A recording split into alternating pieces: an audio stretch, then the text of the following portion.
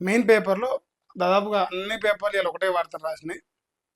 First విషయం ఏందంటే, కల్వకుంట్ల చంద్రశేఖరరావు గారు తెలంగాణ రాష్ట్ర మాజీ ముఖ్యమంత్రి లేదంటే బీఆర్ఎస్ పార్టీ వ్యవస్థాపకులు నిన్న వాళ్ళ పార్టీ ఆవిర్భావ దినోత్సవం సందర్భంగా వేడుకలు జరుపుకున్నారు.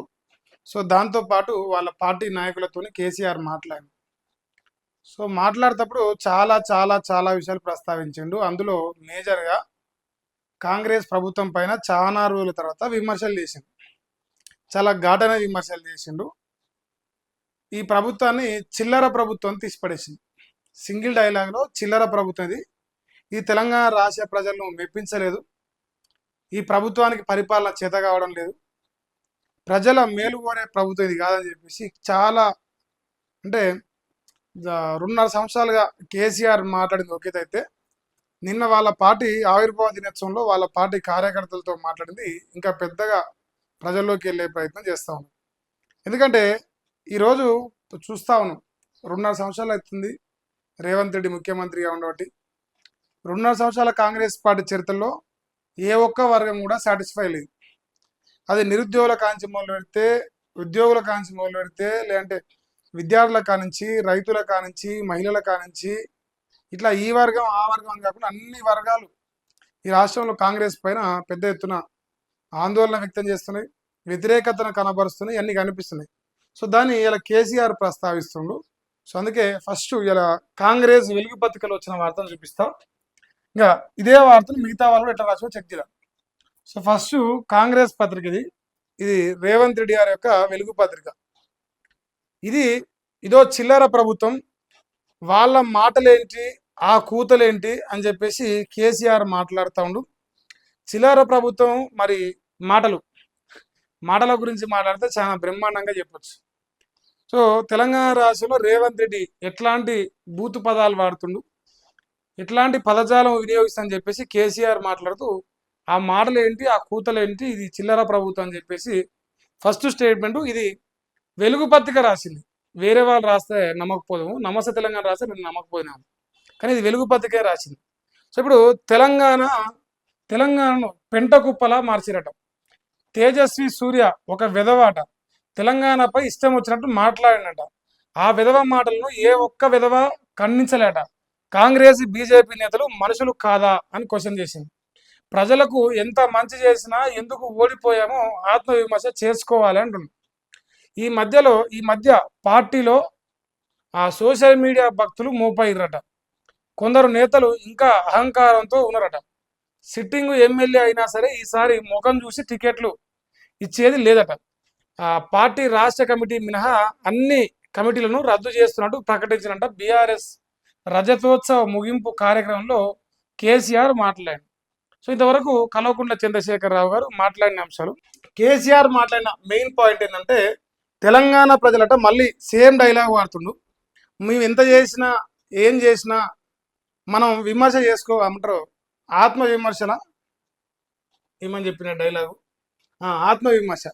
ఆత్మవిమర్శ చేసుకోవాలని చెప్పేసి ఆ పార్టీ కార్యకర్తలు తెలియజేస్తుంది. ఇంత మంచి చేసినా ఎందుకు ఓడిపోయినాం అయితే ప్రజలు చెప్తున్నారు. వాస్తవానికి ఈ రాష్ట్రంలో కేసీఆర్ మంచి చేసిండు, కానీ దాంతోపాటుగా కొన్ని తప్పుడు పనులు కూడా ఈ రాష్ట్ర ప్రజలను మెప్పించలేకపోయినాయి. సో అందులో మేజర్గా నిరుద్యోగులు అనే అంశం ఓడగొడటానికి పనికొచ్చింది.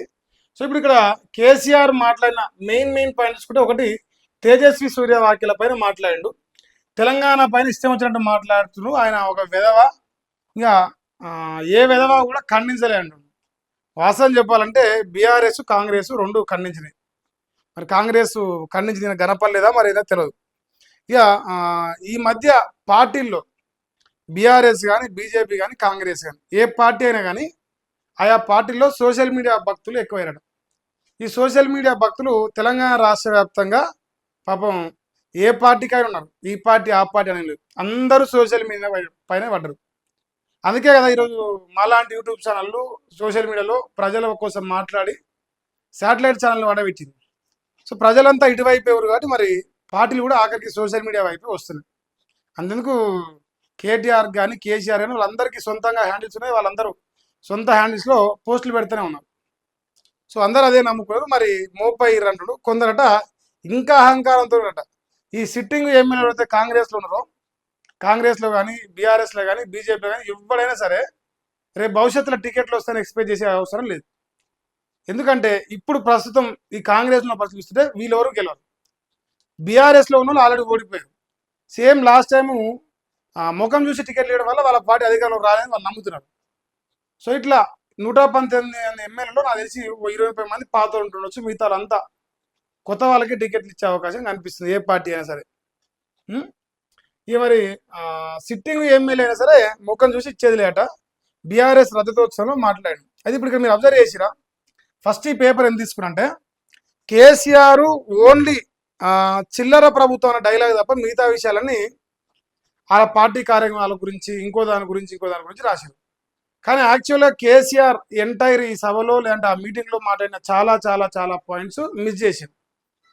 అవి ఏం మిస్ చేశానో నేను మిగతా పేపర్లో చూపిస్తాను. కాంగ్రెస్ ఈ రాష్ట్రంలో ఫెయిల్ అయింది. అది కేసీఆర్ ఎప్పుడు కాదు, మనం చెప్పుడు కాదు, ఎంటైర్ ప్రజలు చెప్తున్నారు రాష్ట్ర వ్యాప్తంగా.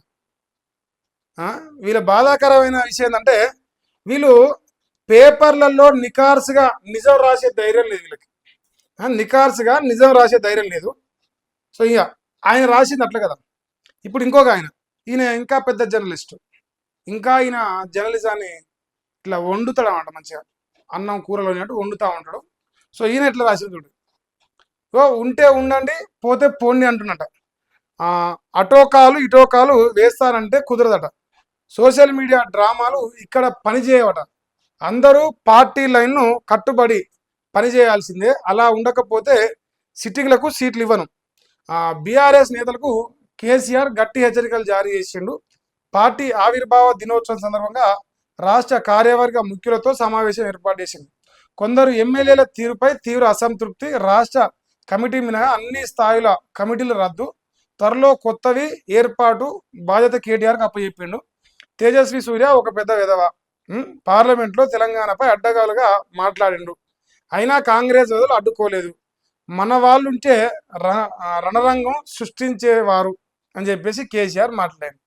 సో పార్లమెంటులో మేము లేవు, పార్లమెంట్లో మేము లేకపోవడం వల్ల తెలంగాణ పైన ఎట్లా మాట్లాడినా కూడా ఇక్కడ ఎంపీలు పెద్దగా స్పందిస్తలేరు అని చెప్పేసి తేజస్వి సూర్యను మొదలుపెట్టి పార్లమెంట్లో మాకు ప్రాతినిధ్యం ఇవ్వకపోవడం ప్రజలు చేసే తప్ప అని చెప్పేసి ఒక రకమైన స్టేట్మెంటు.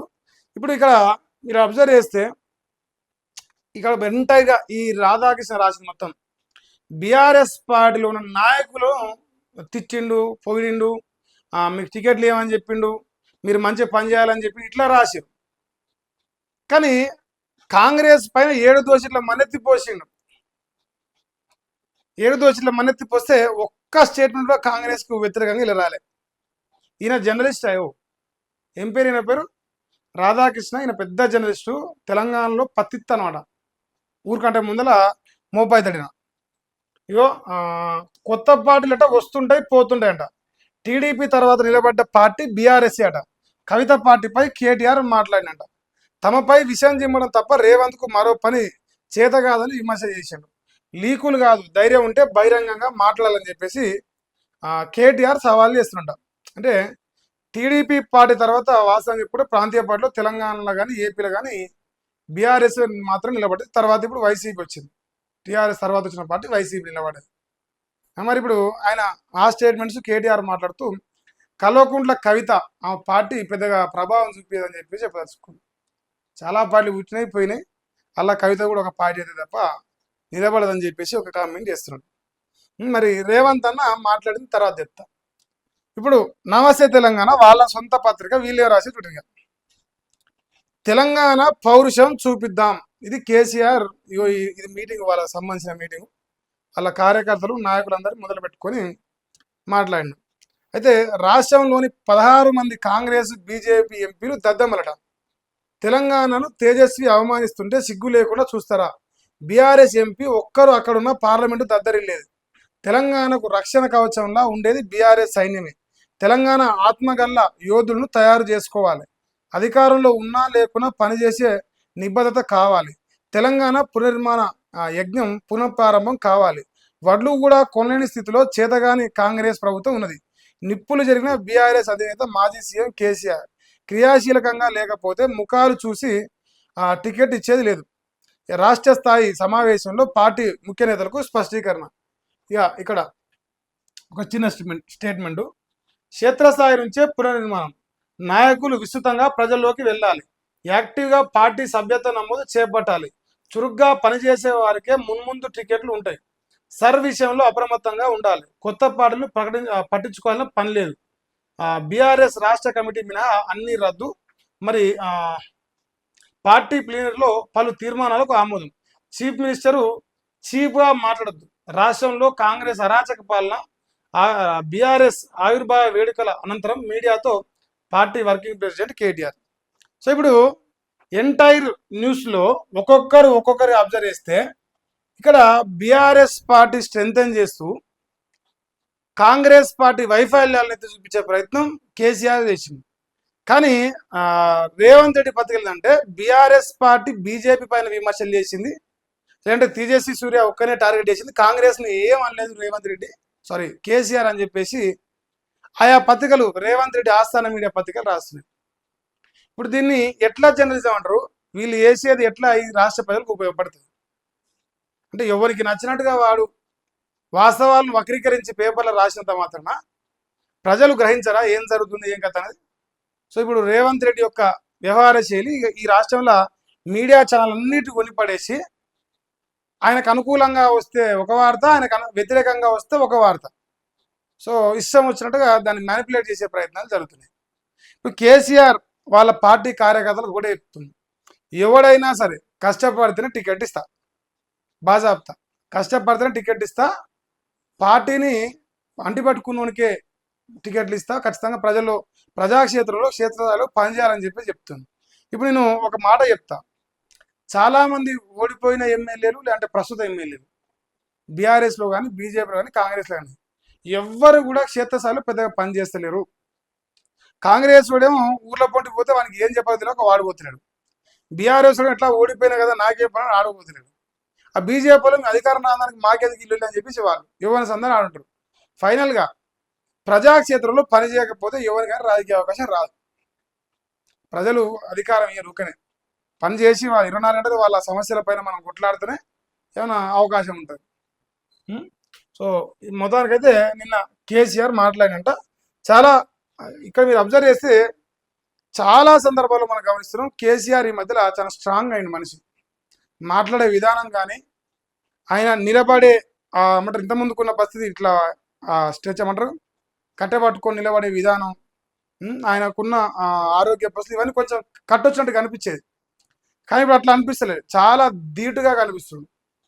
అంటారుగా నిటారుగా నిలబడ్డాడు. ఇప్పుడు రేవంత్ రెడ్డి పాపం ఇన్ని రోజుల దాకా ఫామ్ హౌస్ని అయిపోయింది, ఫామ్ హౌస్లోనే చేస్తాడు అని చెప్పేసి మాట్లాడు. వాళ్ళు ఏమంటాడు, ఎన్నికలకు పోదాం మళ్ళీ నిన్ను ఓడగొడతా అంటాడు. అంటే ఎన్నికలకు కేసీఆర్ వస్తాడు, ఎన్నికల ప్రచారం చేస్తాడు.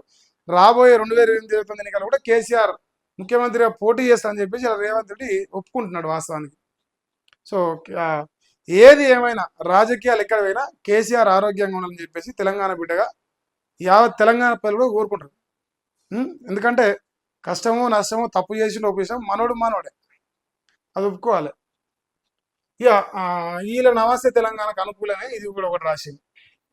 ఇక బీఆర్ఎస్కు కొత్త రక్తం వస్తాడ. రాష్ట్ర కమిటీ మినహా కమిటీలన్నీ రద్దు చేస్తారట. మరి కొత్త కమిటీల బాధ్యత కేటీఆర్ అప్పగించారట. అంతే కదా. రేవంత్ సర్కారుపై కేసీఆర్ ఫైర్ అయ్యిండు. రైతులను అరిగోస పెడుతున్నారు, రైతు బంధును ఆగం చేసిరు, ధాన్యం కొనుడు కూడా చేతనైతలేదా, ఇదో చిల్లర ప్రభుత్వం అని చెప్పేసి కేసీఆర్ రైతులు. ఇప్పుడు మనకు తెలుసు దాదాపుగా కేసీఆర్ అందరూ మనం గుర్తుపట్టేది వ్యవసాయం సంబంధించిన రైతుల విషయంలో చాలా వరకు ఆయన చేసిన కార్యక్రమాలు ప్రజల లోపల ఈరోజు మెండుగా నిలబడ్డాయి. అందులో రైతు బంధు ఒకటి మేజర్గా చెప్పుకోవాల్సింది. సో ఇప్పుడు రైతు బంధును ఆగం చేసిరని చెప్పేసి కేసీఆర్ మాట్లాడుతుండు. ఇక్కడ రైతు బంధు అనే పథకం గురించి మాట్లాడితే రైతు భరోసా అని పేరు మార్చి తప్ప 15,000 రూపాయల చొప్పున మనకు రావాలి వాస్తవానికి. సో ఇప్పుడు 3 సార్లు ఎగ్గొచ్చారు. ఇప్పుడు ఇచ్చేది ఏ పంటకో తెలియదు. ఇప్పుడు ఇచ్చే రైతు బంధు కానీ లేదంటే రైతు భరోసా కానీ అది ఏ పంటకి ఇస్తారో, ఎన్నిసార్లు ఇస్తారో, అసలు ఇస్తారా ఇరని కూడా తెలియదు. ఏదో ఒక మన స్కీమ్ ఇచ్చినట్టే ఇస్తారట. కేసీఆర్తో సీరియల్ లెక్క, టీవీ సీరియల్ లెక్క నడుస్తుంది రైతు బంధు రాష్ట్రంలో. ఇక ధాన్యం కూడా అంటే దేవుడు ఎరుగు కానీ బీఆర్ఎస్ ఎంపీలే ఉంచి మరి లోక్సభలో రణరంగం అయ్యేదట. మరి ఆయన తేజస్వి సూర్య పైన అయితే గట్టిగా ఎగిరిండే ఇలా వాస్తవానికి, అదొకటి క్లియర్గా అనిపిస్తున్నది.